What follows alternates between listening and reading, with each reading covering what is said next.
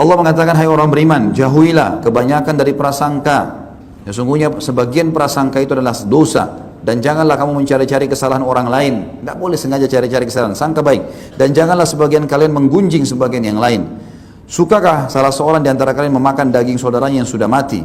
Maka tentulah kalian akan merasa jijik. Ibnu Rajab rahimahullah menceritakan dalam buku beliau yang 559 Alam Barzah, di antara kisah-kisah sahih yang dinukil tentang masalah alam barzah, dikatakan seorang salafus saleh pernah mengantar jenazah ke kuburan, lalu lewat di sebelahnya orang yang aneh, kulitnya hitam, pekat, kepalanya gundul, penampilannya nggak nyaman gitu. Lalu kemudian dia perhatikan tapi seakan-akan orang lain nggak lihat.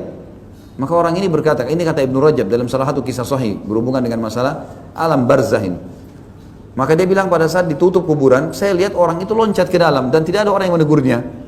Mulai ditutup dengan tanah dan orang itu ada. Seakan-akan cuma saya lihat, saya tanya, hai fulan, siapa kau ini? Dia bilang, saya adalah daging saudaranya orang ini yang pernah dia ceritakan selama di dunia. Seperti Allah katakan dalam ayat ini, maksudnya apakah kalian mau menggunjing, menceritakan aib saudara kalian itu dan kemudian memakan daging bangkainya? Jadi begitu hukumannya. Sebagian ulama tafsir mengatakan pada hari kiamat didatangkan bangkai, baunya busuk, bentuk rupanya seperti saudaranya itu. Lalu dia tidak mau, harus dia makan. Biarpun dia nolak, mulutnya buka, menggigit-gigit badan orang itu dengan bau busuk yang tidak enak. Makanya Allah mengatakan tanda tanya, apakah kalian mau makan daging saudara kalian? Dan untuk apa teman-teman? Ceritakan aib orang ini untuk apa? Tenangkan pikiran, sibukkan diri dengan diri kita.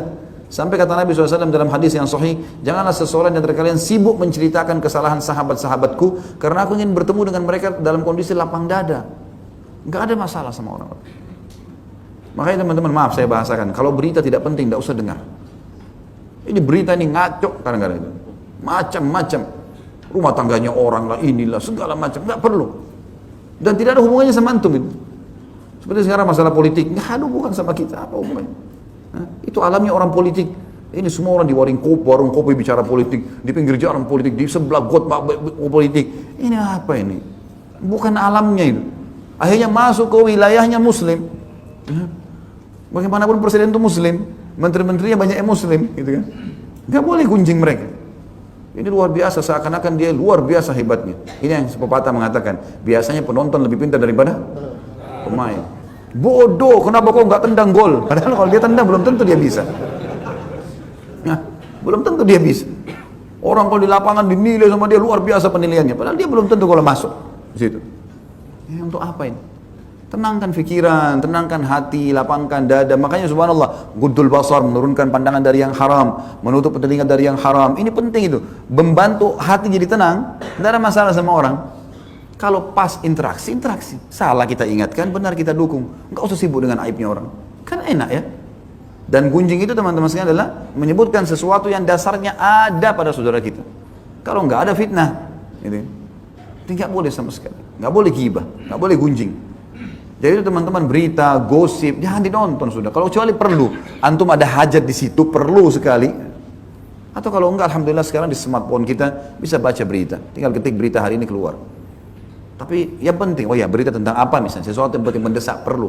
Kalau enggak baca Quran akhi, meninggal enggak ditanya itu nanti. Kamu berita apa yang kamu nonton di Jakarta pada tanggal sekian? Enggak ada ditanya. Sudah berapa kali khatam Quran? Zikir pagi sorenya jalan enggak? Sholatnya sudah khusyuk atau enggak? Udah bakti sama ibu ayahmu? Itu yang ditanya semuanya. Itu yang kita sibukkan. Coba bayangkan kalau antum sibuk dengar berita setiap hari itu. Begitu antum sibuknya pada berita orang tua, luar biasa itu. Telepon mereka, tanya kabarnya, keperluannya apa, itu bakti sama orang tua, itu pahala besar. Daripada sibuk dengan, kecuali antum memang bidangnya di situ ya lain. Memang antum seorang bisnismen, orang ini terus sibuk lihat apalah indeks lah segala macam. Orang tidak ada urusannya. Terus nonton untuk apa? Nggak nyambung gitu sama sekali. Makanya ini yang banyak pintu-pintu teman-teman membuat kita masuk ke masalah gunjingan, akhirnya mencela, akhirnya menghina, gitu kan. Ini semua tidak boleh dan ini hukumnya haram.